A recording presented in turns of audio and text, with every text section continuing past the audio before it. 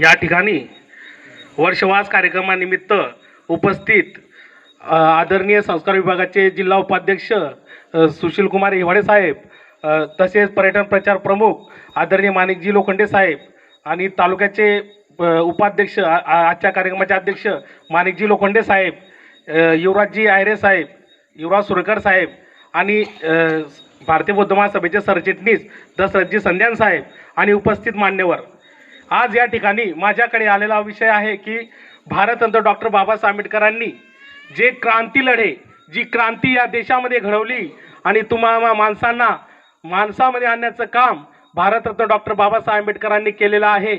आणि त्यामुळेच आज हा देश हा बुद्धाच्या वाटेवर चालत असून संपूर्ण देशामध्ये डॉक्टर बाबासाहेब आंबेडकरांनी लिहिलेली घटना सर्वसामान्य लोकांसाठी न्यायाच्या हक्कासाठी लढत आहे. आणि हे सर्व डॉक्टर बाबासाहेब आंबेडकरांचे आपल्यावर उपकार आहे.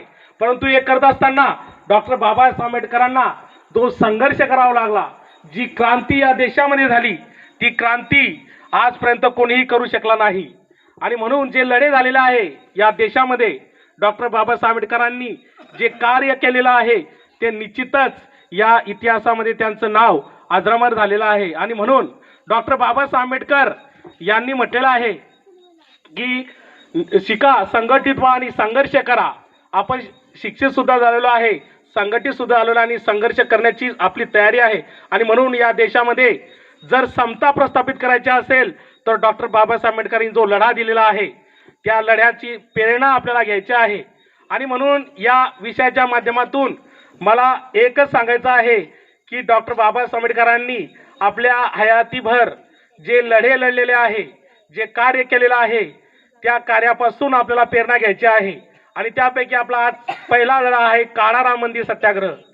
भारतरत्न डॉक्टर बाबासाहेब आंबेडकरांनी 2 मार्च 1930 मध्ये काळा राम मंदिर सत्याग्रह केलेला आहे. आणि या सत्याग्रहाच्या माध्यमातून नाशिक येथे जे काळा रामाचं मंदिर होतं, त्या मंदिरामध्ये अस्पृश्य लोकांना जाण्यास मनाई होती. या देवाला पूजण्यासाठी मंदिरामध्ये जाण्यापासून आम्हाला का थांबवलं जातं, हा प्रसंग डॉक्टर बाबासाहेब आंबेडकर त्यांच्या सहकाऱ्यांच्या मनामध्ये आला. त्यामुळे तेथील जे कार्यकर्ते होते, भाऊसाहेब गायकवाड असतील, वर्धेकर असतील, या सर्वांनी डॉक्टर बाबासाहेब आंबेडकरांना आग्रह केला की तुम्ही नाशिक येथे येऊन या मंदिराचा प्रश्न हा मिटवला पाहिजे. आणि त्या दृष्टीने बाबासाहेब आंबेडकरांनी नाशिक हे शहर निवडलं होतं. आणि मग त्यासाठी प्रसिद्ध लेखक धनंजय कीर म्हणतात की स्पृश्य हिंदूंचे नाक दाबणे, स्पृश्य हिंदूंचे नाक दाबण्यासाठी डॉक्टर बाबासाहेब आंबेडकरांनी हा लढा निवडलेला होता. आणि त्या माध्यमातून ही नवी क्रांती या देशामध्ये जी मंदिरं आहेत, वेगवेगळ्या महाराष्ट्रामधील असेल किंवा देशामधील जी मंदिरं आहे, त्या मंदिरामध्ये अस्पृश्यांना प्रवेश देणे. आपल्याला रामाचं मंदिर हे होतं, काळाराम मंदिर रामाचं मंदिर होतं, परंतु या मंदिरात जाणेच हा आपला एक उद्देश नव्हता. तर त्याला अस्मिता, आपलं जो मानवता हा धर्म आहे, हा धर्म या अस्पृश्य समाजाला सुद्धा न्याय हक्क मिळवण्यासाठी हा संघर्ष डॉक्टर बाबासाहेब आंबेडकरांनी केलेला आहे. आणि म्हणून या ऑक्टोबर 1929 मध्ये डॉक्टर बाबासाहेब आंबेडकरांनी आपले जे निवडक सहकारी नाशिकचे जे कार्यकर्ते होते, या कार्यकर्त्यांसोबत एक बैठक घेतली. आणि त्या बैठकीमध्ये असं ठरलं की आपल्याला काळा राम मंदिराचा सत्याग्रह करायचा आहे. आणि त्या दृष्टीने आपल्याला रणनीती राखावी लागेल, त्या दृष्टीने आपल्याला प्रयत्न करावे लागतील. आणि म्हणून त्यासाठी सत्याग्रह समिती नेमण्यात आली. आणि या समितीचे अध्यक्ष म्हणून केशव नारायण वर्धेकर यांची निवड झाली. तर सरचिटणीस म्हणून भाऊराव कृष्णाजी गायकवाड आणि सभासद म्हणून शंकरराव गायकवाड यांची निवड त्या ठिकाणी करण्यात आली. आणि या माध्यमातून आपल्याला संघर्ष कशा पद्धतीने करता येईल, कशा पद्धतीने आपल्याला मंदिरामध्ये प्रवेश करता येईल, या दृष्टीने तिथं चर्चा करण्यात आली. आणि म्हणून 2 मार्च 1930 मध्ये प्रत्यक्ष सत्याग्रह करण्यासाठी डॉक्टर बाबासाहेब आंबेडकरांनी आपल्या अनुयायांना तिथं बोलवण्यात आले. आसपासच्या गावातील लोक त्या ठिकाणी जमा झाले आणि हा सत्याग्रह आपल्याला करायचा आहे. बाबासाहेबांच्या अध्यक्षतेखाली 2 मार्च या दिवशी सकाळ सत्रात आणि दुपार सत्रामध्ये अशा 2 परिषदा त्या ठिकाणी झाल्या. डॉक्टर बाबासाहेब आंबेडकरांनी आपल्या कार्यकर्त्यांना चांगल्या पद्धतीचं मार्गदर्शन केलं आणि कशा पद्धतीची या सत्याग्रहाची दिशा असणार आणि त्या दृष्टीने कशा पद्धतीचं नियोजन करायचं आहे. आपल्याला माहिती आहे काळा राम मंदिराला 4 दरवाजे होते, उत्तर, दक्षिण, पूर्व, पश्चिम असे 4 दरवाजे त्या ठिकाणी होते आणि म्हणून या 4 दरवाजावर आपले माणसं त्या ठिकाणी ठेवण्याचं नियोजन आखण्यात आलेलं होतं. एका दरवाजावर 125 पुरुष आणि 25 स्त्रिया असे एका दरवाजावर ठेवायच्या आणि अशा प्रत्येक ठिकाणी आपले कार्यकर्ते त्या ठिकाणी उपस्थित करायचे आणि हा सत्याग्रह करायचं डॉक्टर बाबासाहेब आंबेडकरांनी तिथं ठरवलेलं होतं आणि त्या दृष्टीनं मग ते नियोजन आता झालेलं होतं. आणि म्हणून त्यांनी आपलं जे सहकार्य असतील पतित पावनदास यांना उत्तर दरवाजावर डॉक्टर बाबासाहेब आंबेडकरांनी थांबायला सांगितलं. नंतर कचरू साळवे हे पूर्व दरवाजावर उपस्थित होते. पांडुरंग राजघोष हे दक्षिण दरवाजावर उपस्थित होते. तसंच शंकरदास नारायण हे पश्चिम दरवाजावर उपस्थित होते. आणि या ठिकाणी स्पृश्य लोकांना सुद्धा त्या दिवशी जे सवर्ण लोक आहे त्या लोकांना सुद्धा त्या दिवशी मंदिरामध्ये येण्यास मनाई करण्यात आलेली होती. त्यांना मज्जाव करण्यात आलेला होता आणि ब्रिटिश सैन्याचे अधिकारी त्या ठिकाणी चोख असा बंदोबस्त त्या ठिकाणी ठेवण्यात आलेला होता आणि त्या दृष्टीने आता हे आंदोलन सुरू झालेलं होतं. आणि मग डॉक्टर बाबासाहेब आंबेडकर आणि त्यांचे सहकारी गोदावरी घाटाजवळ तिथं भाऊराव गायकवाडांसोबत डॉक्टर बाबासाहेब आंबेडकर आपल्या या लोकांना घेऊन तिथं थांबलेले होते आणि अर्धे सहकारी हे काळाराम मंदिराच्या दरवाजाजवळ तिथं बसलेले होते, ठाण मांडून बसलेले होते की आम्हाला या मंदिरामध्ये प्रवेश करू द्या आणि आम्हाला काळाराम मंदिराचा सत्याग्रह करायचा आहे की देव हा सर्वांसाठी सारखाच आहे.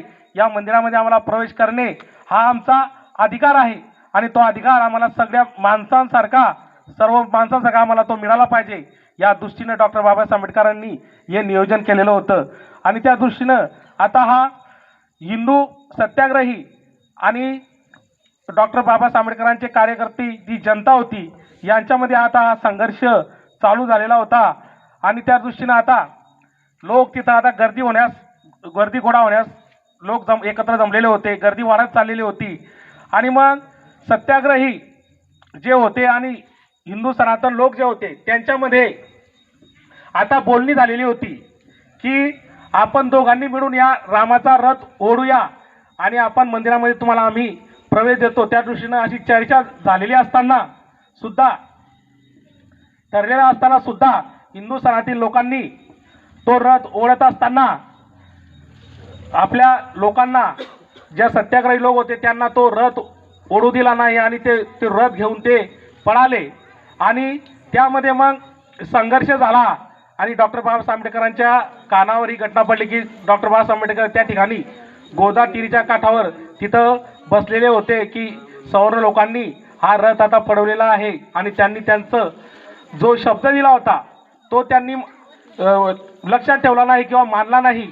आणि म्हणून त्यामध्ये आता तीव्र संघर्ष झालेला होता. दगडगोटे लाटाकाट्यांचा मारा हिच्यामध्ये त्या सत्याग्रहामध्ये करण्यात आलेला होता. अनेक लोक त्यामध्ये आता रक्तबंबाळ झालेले होते आणि डॉक्टर बाबासाहेब आंबेडकरांना सुद्धा दगड त्यामध्ये लागले होते. काही कार्यकर्त्यांनी डॉक्टर बाबासाहेब आंबेडकरांच्या डोक्यावर छत्री धरलेली होती परंतु तरी सुद्धा त्यांना त्या ठिकाणी ते जखमी झालेले आपल्याला पाहायला मिळाले होते. आणि मग 3 मार्च या दिवशी मग सत्याग्रह हा सुरू झालेला होता आणि तो सत्याग्रह हा अयशस्वी झाला. मंदिरामध्ये प्रवेश मिळाला नाही. काही लोकांना डोके त्यांची फुटली गेली.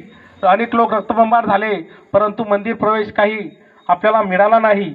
आणि मग डॉक्टर बाबासाहेब आंबेडकरांना त्या दरम्यानमध्ये पहिली गोलमेज परिषदेसाठी 1931 मध्ये इंग्लंडमध्ये जावं लागलं आणि त्यामुळे भाऊराव गायकवाड यांच्याकडे डॉक्टर बाबासाहेब आंबेडकरांनी या सत्याग्रहाचं नेतृत्व सोपवलं.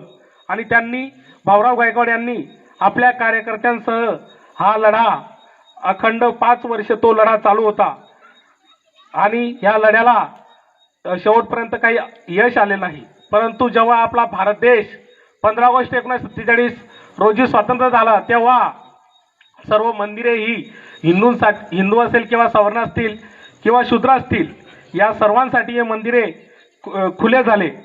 आणि अशा पद्धतीने हा काळाराम मंदिराच्या सत्याग्रहामध्ये जरी आपल्याला मंदिर प्रवेश मिळाला नसला तरी संपूर्ण महाराष्ट्रामध्ये देशामध्ये या क्रांतीची नोंद घेतली गेली. इतिहासामध्ये याची नोंद घेतली गेली की हा लढा खरोखरच मानवी हक्कासाठी आहे, समतेसाठी आहे, न्यायासाठी आहे. आणि म्हणून या दृष्टीने डॉक्टर बाबासाहेब आंबेडकरांनी हे मंदिराचा सत्याग्रह केलेला आहे, काळाराम मंदिराचा सत्याग्रह केलेला आपल्याला दिसून येतो. आणि याच दरम्यानमध्ये 1933 मध्ये महात्मा गांधी व आंबेडकर, डॉक्टर बाबासाहेब आंबेडकर यांची येळवडा तुरुंगामध्ये भेट झालेली होती.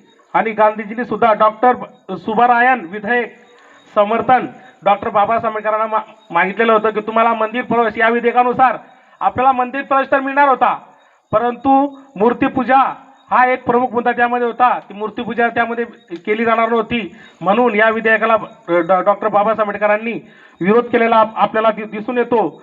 आणि मग या जे आंदोलन झालं त्यासाठी दलित नाट्य परिषदचे अध्यक्ष मधुसूदन गायकवाड म्हणतात की जो समाज जातीयवादाचा बळी पडला आहे त्याला या अंधकारातून बाहेर काढण्यासाठी आणि सत्ताधारी इंग्रजांना जाग यावी यासाठी त्यांनी हे पाऊल उचललेले होते की जो सत्ताधारी समाज आहे, जे सत्ताधारी इंग्रज लोकांचं राज्य आपल्या देशामध्ये होते, या लोकांना जाग येण्यासाठी त्यांनी हे पाऊल उचललं होतं. जरी हा संघर्ष अयशस्वी झाला, जरी हा लढा यशस्वी झाला नसेल, तरी एक क्रांतीचं पाऊल होतं, अशा शब्दात मधुसूदन गायकवाड यांनी या लढ्याचं वर्णन आपल्याला केलेलं दिसून येतं. आणि खऱ्या अर्थानं डॉक्टर बाबासाहेब आंबेडकरांनी आपल्याला मग संविधानाच्या माध्यमातून हा लढा सर्वसमान हक्क आपल्याला मिळवून देण्याचं काम केलेलं आहे. यानंतरचा पुढचा लढा डॉक्टर बाबासाहेब आंबेडकरांनी दिला तो शेतकऱ्यांसाठी. सर्वप्रथम मोर्चा डॉक्टर बाबासाहेब आंबेडकरांनी आपल्या चरी रायगड या ठिकाणी 1928 ते 1934 या सालामध्ये त्यांनी शेतकऱ्यांसाठी तो मोर्चा काढलेला आपल्याला दिसून येतं.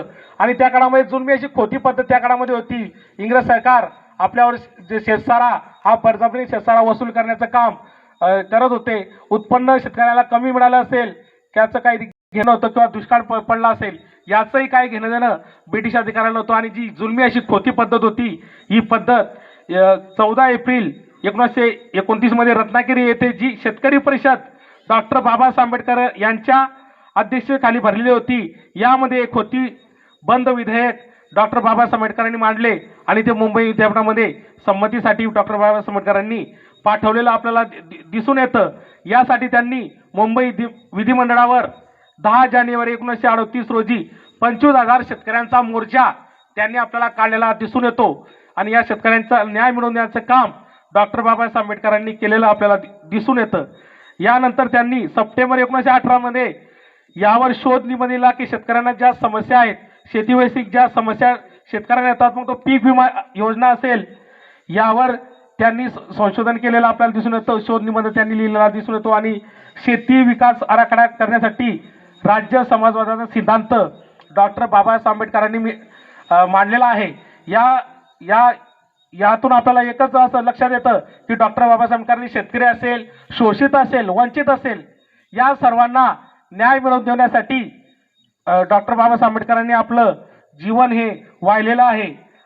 अशा पद्धतीने तिसरा आंदोलनाचा क्रांतिकारी निर्णय डॉक्टर बाबासाहेब आंबेडकरांनी घेतला, तो महाड, रायगड जिल्ह्यातील महाड चौदार तळ्याचा सत्याग्रह डॉक्टर बाबासाहेब आंबेडकरांनी केलेला आपल्याला दिसतो. आणि म्हणून 20 मार्च 1927 हा सामाजिक समता दिन म्हणून संपूर्ण देशामध्ये साजरा करण्यात येतो की ज्या तळ्यामध्ये कुत्रे असतील, मांजरे असतील यांना पाणी पिण्याचा अधिकार होता, परंतु अस्पृश्यांना पाणी पिण्यासाठी त्या तळ्यामध्ये जाऊ दिलं जात नव्हतं. अतिशय अमानुष पद्धतीने सवर्ण लोकांकडून या अस्पृश्य समाजावर जो अन्याय अत्याचार होत होता, त्यासाठी डॉक्टर बाबासाहेब आंबेडकरांनी हा लढा दिलेला आहे. आणि म्हणून मला म्हणायचं आहे की कोणीही केली नाही अशी क्रांती करून दाविली, कोणीही केली नाही अशी क्रांती करून दाविली, जातीयवाद्यांना देऊन टक्कर, चौदार ओंजळ भरून दाविली, निसर्ग नियमाप्रमाणे पाणी आग विझवते, निसर्ग नियमाप्रमाणे पाणी आग विझवते, पण माझ्या भीमानं तर पाण्याचं आग लावली, माझ्या भीमानं तर पाण्याचं आग लावली. आणि म्हणून डॉक्टर बाबासाहेब आंबेडकरांनी या पाण्यासाठी चौदार तळ्याचा सत्याग्रह आपल्याला केलेला आहे. काल तळ्यात पाणी होते, काल विहिरीत पाणी होते, परंतु आपल्याला पाण्यासाठी संघर्ष करावा लागला. या इतिहासामध्ये या लढ्याची नोंद घेतली गेलेली आहे. आणि मग हा लढा कशा पद्धतीने लढला गेला, महाड चौदार तळ्याचा लढा डॉक्टर बाबासाहेब आंबेडकरांनी कशा पद्धतीने लढला गेला त्याची सुद्धा आपल्याला माहिती आपल्याला पाहिजे. की हा लढा 1923 मध्ये मुंबई कायदे मंडळामध्ये एक ठराव पास करण्यात आलेला होता की जे सार्वजनिक पाणवठे आहेत, जे सरकारी कार्यालय आहेत, जी सार्वजनिक ठिकाणे आहेत, या ठिकाणी सर्व अस्पृश्य लोकांना, दलितांना त्यामध्ये प्रवेश करता येईल असा हा कायदे मंडळामध्ये ठराव मांडलेला होता. आणि म्हणून जे महाड चौदार तळ हे महाड नगर परिषदेने सुद्धा जानेवारी 1924 मध्ये हा ठराव मांडलेला होता की सार्वजनिक पाणवठ्यावर सर्व दलितांना पाणी पिण्याचा अधिकार आहे. आणि परंतु सवर्ण जातीचे लोक या ठरावाला सुद्धा त्यांनी जुमानलं नव्हतं. त्यांना पाणी पिण्याच्या हक्कापासून वंचित ठेवलं जात होतं. आणि म्हणून बाबासाहेबांचे जे हिंदू कार्यकर्ते होते, महाड येथील जे हिंदू कार्यकर्ते होते, मग ते सुरेंद्रनाथ टिपणीस, गंगाधर निळकंठ सहस्रबुद्धे, अनंत विनायक चित्रे इत्यादी जे कार्यकर्ते होते, या कार्यकर्त्यांशी डॉक्टर बाबासाहेब आंबेडकरांनी चर्चा केली. आणि महाड नगरपालिकेचे प्रमुख सुरेंद्रनाथ टिपणीस यांनी 1927 मध्ये डॉक्टर बाबासाहेब आंबेडकरांना सांगितलं की बाबासाहेब तुम्ही आमच्या महाड येथे तुम्हाला चौदार तळ्याचा सत्याग्रह करायचा आहे, त्या परिषदेसाठी तुम्हाला यावं लागणार. हे आमंत्रण स्वीकारून डॉक्टर बाबासाहेब महाड येथे चौदार तळ्याचा सत्याग्रह करण्यासाठी आलेले होते. आणि सुमारे आसपासच्या गावामधील असतील, महाडमधील असतील सर्व कार्यकर्ते, बाबासाहेबांना मानणारा समाज, या संपूर्ण 5000 लोक या चौदार तळ्याचा सत्याग्रह करण्यासाठी तिथं आता जमा झालेले आपल्याला दिसून येतात. आणि मग सत्याग्रह कशा पद्धतीने करावा, कशा पद्धतीने याचं नियोजन करावं, यासाठी डॉक्टर बाबासाहेब आंबेडकरांनी चौदार तळे इथं आपल्या निवडक सहकाऱ्यांना, अनुयायांना घेऊन हा लढा यशस्वी केलेला आपल्याला इतिहासामध्ये याची नोंद झालेली आहे. बांधवांनो, की हा लढा फक्त पाण्यासाठी नव्हता, तर संपूर्ण मानवतेसाठी, सामाजिक समतेसाठी हा लढा होता. डॉक्टर बाबासाहेब आंबेडकर यांनी आपल्या भाषणामध्ये कार्यकर्त्यांना मार्गदर्शन करताना सांगितलं की हा पाणी पिऊन आपण काही अमर होणार नाही, तर आपल्याला जे आपले राजकीय हक्क आहेत, सामाजिक हक्क आहेत, हे हक्क आणि शैक्षणिक हक्क आपल्याला मिळवण्यासाठी हा लढा आपल्याला लढावा लागेल. आणि म्हणून हा सामाजिक समतेसाठीचा लढा आहे. परंतु या लढ्याने या सवर्णांना, या ब्रिटिश शासनाला जाग आणणे आणि मानव जात ही सर्व सारखी आहे, आम्ही सुद्धा माणसे आहोत, आम्हाला सुद्धा समान हक्क मिळाले पाहिजे, यासाठी हा लढा आपल्याला लढावा लागेल, असा मोलाचा संदेश डॉक्टर बाबासाहेब आंबेडकरांनी आपल्या भाषणामधून आपल्या कार्यकर्त्यांना दिलेला आपल्याला दिसून येतो. आणि मग हा डॉक्टर बाबासाहेब आंबेडकरांनी चौदार तळ्याचा सत्याग्रह केला, एक कोंजड पाणी पिले आणि संपूर्ण तळे चौदार करण्याचं काम डॉक्टर बाबासाहेब आंबेडकरांनी केलेलं आहे. आणि म्हणून मला म्हणायचं आहे की ताणलेल्या पाखरावर तू कसे उपकार केलेस, ताणलेल्या पाखरावर तू कसे उपकार केलेस, एकच ओंजळ प्यालास पण सारे तळे चौदार केले, सारे तळे चौदार केले. आणि म्हणून डॉक्टर बाबासाहेब आंबेडकरांनी हा ऐतिहासिक लढा देण्याचं काम केलं आणि तो लढा यशस्वी करून आपल्याला इतिहासामध्ये दाखवलेला आहे. मग हे सहजासहजी शक्य नव्हतं. हा लढा लढण्यासाठी डॉक्टर बाबासाहेब आंबेडकरांना अनेक कष्ट सहन करावे लागले, अनेक कार्यकर्त्यांना यामध्ये जखमी झाले, रक्तबंबाळ झाले. सनातन यांनी सत्याग्रहावर अनेक असे अत्याचार केले, त्यांना कामावर ठेवलं नाही, त्यांच्यावर लाठीकाठ्यांनी त्यांच्यावर हल्ला केला आणि आसपासच्या गावामध्ये त्यांच्यावर सामूहिक बहिष्कार करण्याचं काम या सनातनी लोकांनी महाड नगरपालिकेने केलेलं आपल्याला दिसून येतं.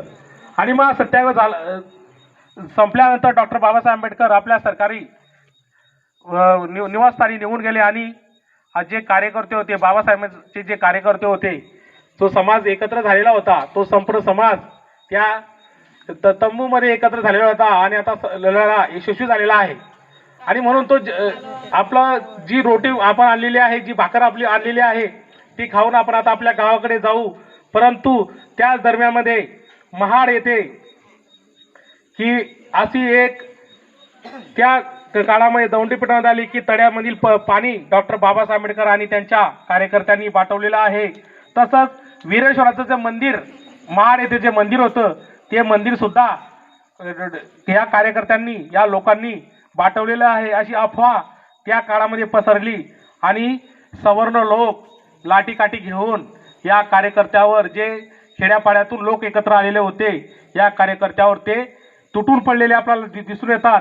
आणि मग या लोकांना, ही लोक जास्त असल्यावर सुद्धा, सवर्णापेक्षा जास्त असल्यावर सुद्धा डॉक्टर बाबासाहेब आंबेडकरांनी आपल्या लोकांना अहिंसेचा मार्ग सांगितलेला होता. त्यामुळे एकाही कार्यकर्त्याने त्यांच्यावर हल्ला केला नाही आणि निमूटपणे तो अत्याचार त्यांना सहन करावा लागला. आणि हे आंदोलन अशा परिस्थितीमध्ये पूर्ण करून हे सर्व समाज बांधव आपल्या गावाला निघून गेले. 19 मार्च 1940ला 14व्या महाड सत्याग्रह दिन आयोजित कार्यक्रमामध्ये ॲडव्होकेट विष्णू नरहरी खोडके यांनी डॉक्टर बाबासाहेब आंबेडकरांचा मानपत्र देऊन गौरव केलेला आपल्याला दिसून येतो की डॉक्टर बाबासाहेब आंबेडकरांनी हा न्यायासाठी लढलेला लढा आहे, समतेसाठी लढलेला लढा आहे आणि म्हणून हा लढा यशस्वी झाला. त्यामुळे त्यांचा मानपत्र देऊन सन्मान केलेला आपल्याला दिसून येतो. या कार्यक्रमासाठी पुरुषांच्या खांद्याला खांद्या लावून स्त्रियांचा सुद्धा सक्रिय सहभाग या लढ्यामध्ये आपल्याला दिसून येतो की स्त्रियांनी सुद्धा या लढ्यामध्ये सहभाग घेतला. स्त्रियांना संबोधन करताना डॉक्टर बाबासाहेब आंबेडकरांनी अतिशय मोलाचा असा संदेश तिथं दिलेला आहे की आपली जात दाखवणारी अशी कोणतीही लक्षणं आपल्या शरीरावर दिसता कामा नये, की आपण चांगल्या पद्धतीचे कपडे आपण अंगावर घातले पाहिजे. पुरुषांनी हातात काठी बाळगू नये.